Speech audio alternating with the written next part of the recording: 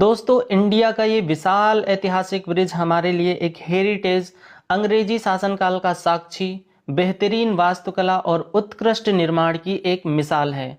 ये एक ब्रिटिश कालीन ब्रिज है जिसकी पहचान आज भी वैश्विक स्तर पर है। इसे देखने के लिए न सिर्फ देश के लोग आते हैं बल्कि विदेशी लोग भी इसे देखने के लिए आते हैं। इस हिस्टोरिकल ब्रिज को 16 जनवरी सन 1892 को अमेरिका में कैलिफोर्निया से प्रकाशित अखबार पैसिफिक रूरल प्रेस ने मुख्य पृष्ठ पर छपे लेख में इसे सिंचाई के लिए एक महान योजना और इंजीनियरिंग का एक बेजोड़ उदाहरण बताया था। आर्किटेक्ट की भाषा में इस तरह के ब्रिज को एक्वेडक्ट कहते हैं। ये ब्रिज कहाँ पर स्थित है, इसे कब बनाया गया, इसे बनाने में कितना समय लगा, ये पुल कितना पुराना है, इसके इंजीनियर कौन थे, ये सब आपको हम बताएंगे। ये पुल आर्किटेक्ट का बेहतरीन उदाहरण इसलिए भी है क्योंकि इस पुल के जरिए ही नदी के ऊपर से नहर बहती है। आपने देखा होगा कि ज़्यादातर पुल ऐसे हैं जिनके नीचे से नदी और नहरें निकली हुई हैं, क्योंकि नदी और नहरों को पार करने के लिए ही इनके ऊपर पुलों का निर्माण किया जाता है। लेकिन अंग्रेजों ने इस पुल को इस तरह से डिजाइन किया कि उस समय सिंचाई करने के उद्देश्य से और यातायात के उद्देश्य से एक विशाल नहर इस पुल के नीचे से नहीं बल्कि इस पुल के ऊपर से निकलती है। उसके ऊपर दोनों किनारों पर रास्ता है और पुल के नीचे से बहती है नदी।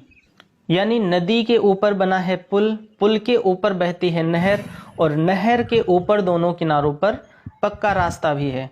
वैसे तो किसी भी पुल की मियाद 100 साल मानी जाती है, लेकिन अंग्रेजों का बनवाया ये ब्रिज 135 साल से भी ज़्यादा पुराना है और आज भी आप देख सकते हैं कि ये पूरी तरह से यूज में है और पूरी तरह से मजबूत है। आपको बता दें कि जब गुजरात में मोरबी पुल हादसा हुआ था, उसके बाद इंजीनियरों ने इस पुल का भी निरीक्षण किया और ये पाया कि ये एक्वेडक्ट अभी भी पूरी तरह से मजबूत और सुरक्षित है और अभी ये न जाने कितने वर्षों तक अपनी सेवाएं देता रहेगा, इसके बारे में कुछ नहीं कहा जा सकता। खैर, इस वक्त हम हैं उत्तर प्रदेश राज्य के कासगंज जिले के नदरई गांव के निकट, जहां पर ये पुल स्थित है। मैं आपको एक साथ दिखाता हूं। नीचे आप देखो, ये नदी बह रही है। इस नदी का नाम है काली नदी और पुल के ऊपर से ये नहर बह रही है। इसका नाम है गंगा नहर। नहर के दोनों किनारों पर रास्ता है। इसमें एक तरफ का रास्ता ज़्यादा चौड़ा है जिसके ऊपर से 4 पहिया वाहन यहाँ तक कि डीसीएम तक आसानी से निकल जाते हैं, और दूसरे किनारे पर जो रास्ता है वो अपेक्षाकृत थोड़ा सकरा है जिससे आप आसानी से साइकिल, मोटरसाइकिल निकाल सकते हैं। जब इस ब्रिज का निर्माण हुआ उस समय हमारे देश में ईस्ट इंडिया कंपनी का शासन था।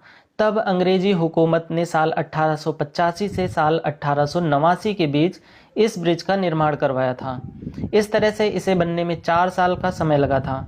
इस पुल को झाल का पुल भी कहा जाता है। इस पुल की लंबाई 346 मीटर यानी लगभग 1176 फीट है और इसकी ऊंचाई 100 फीट है। इस पुल की कैनाल का पानी डिस्चार्ज करने की कैपेसिटी 7095 क्यूसेक है। इस पुल का डिजाइन एक British civil engineer William Good ने आयरलैंड के कार्क विश्वविद्यालय के सहयोग से साल 1882 में तैयार किया था। आपको ये भी बता दें कि आयरलैंड, जो कि पश्चिमी यूरोप का एक देश है, वहाँ के जिस कार्क विश्वविद्यालय के सहयोग से इसे डिजाइन किया गया था, वहाँ पर आज भी नदरई पुल निर्माण शैली सिविल इंजीनियरिंग के पाठ्यक्रम का हिस्सा है और कार्क यूनिवर्सिटी के सभागार में इस पुल का पूरा ब्यौरा आज भी संरक्षित है। इस यूनिवर्सिटी के सिविल इंजीनियरिंग के स्टूडेंट आज भी शैक्षिक भ्रमण पर इस शानदार पुल को देखने और इसका अध्ययन करने के लिए आते हैं। आप देख सकते हैं कि ये पूरा पुल पक्की ईंटों से निर्मित है। आपको बता दें कि इसे बनाने में कहीं पर भी सरिये का उपयोग नहीं किया गया है। इसकी एक एक ईंट बहुत ही मजबूत है। भले ही ये अंग्रेजों की कोई हवेली नहीं है, ये एक पुल ही है, लेकिन आप देख सकते हैं कि इसका निर्माण बहुत ही उत्कृष्ट और बहुत ही ज़बरदस्त है। इसमें फिनिशिंग का बहुत ही ध्यान रखा गया है और आप देख सकते हैं कि हर जगह पर गजब की फिनिशिंग है। इसकी एक एक ईंट इतनी मजबूत है और इतनी मजबूती से जुड़ी हुई है कि अगर कोई भी ईंट निकाली जाए तो बहुत मुश्किल से टूट टूट कर ही निकलेगी। पुल के किनारे बने इन रास्तों पर जो ये आपको गड्ढे दिखाई दे रहे हैं, ये जो टूटी हुई ईंटें दिखाई दे रही हैं, इनमें रास्ते के दोनों किनारों पर सेफ्टी के लिए लोहे की मोटी ग्रिल होती थी जिसे चोर काट ले गए। इसमें ये जो बड़े बड़े टनल जैसे यानी कि सुरंग नुमा जो गड्ढे दिखाई दे रहे हैं, ये नहर के नीचे नीचे यानी कि इस पुल के अंदर अंदर एक ओर से दूसरी ओर तक जाते हैं, लेकिन दूसरी तरफ से ये बंद हैं।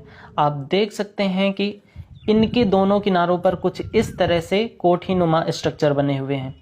इन कोठीनुमा स्ट्रक्चर की जो स्लैब है वो भी ईंटों से ही निर्मित है और कहीं पर भी सरिये का इस्तेमाल नहीं हुआ है। इनके अंदर नीचे उतरने के लिए भी जगह है, लेकिन लोगों ने अंदर बहुत गंदगी मचा रखी है।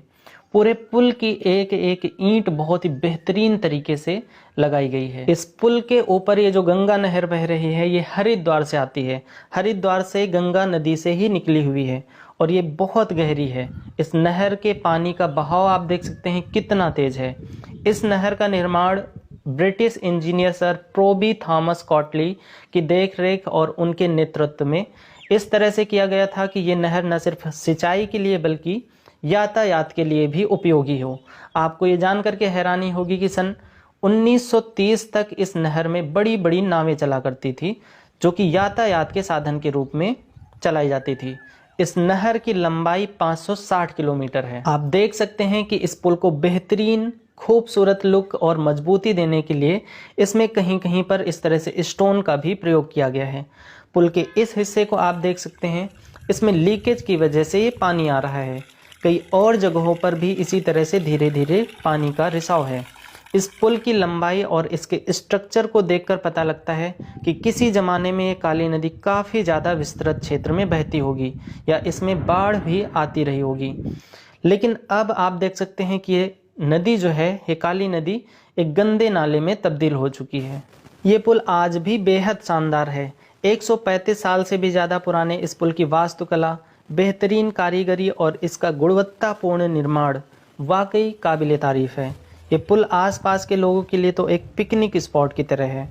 वैसे तो यहाँ पर पूरे दिन ही लोगों का आना जाना बना रहता है, लेकिन शाम के वक्त यहाँ पर बहुत सारे लोग आते हैं। इस पुल के आसपास काफ़ी ज़्यादा कूड़ा कचरा बिखरा हुआ पड़ा है, जो कि देखने में बहुत ही ख़राब लगता है और ये अच्छी बात नहीं है।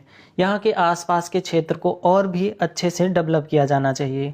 खैर, आपको ये ब्रिज कैसा लगा आप हमें कमेंट करके ज़रूर बताइए। वीडियो पसंद आई हो तो वीडियो को लाइक कीजिए और शेयर भी कीजिए।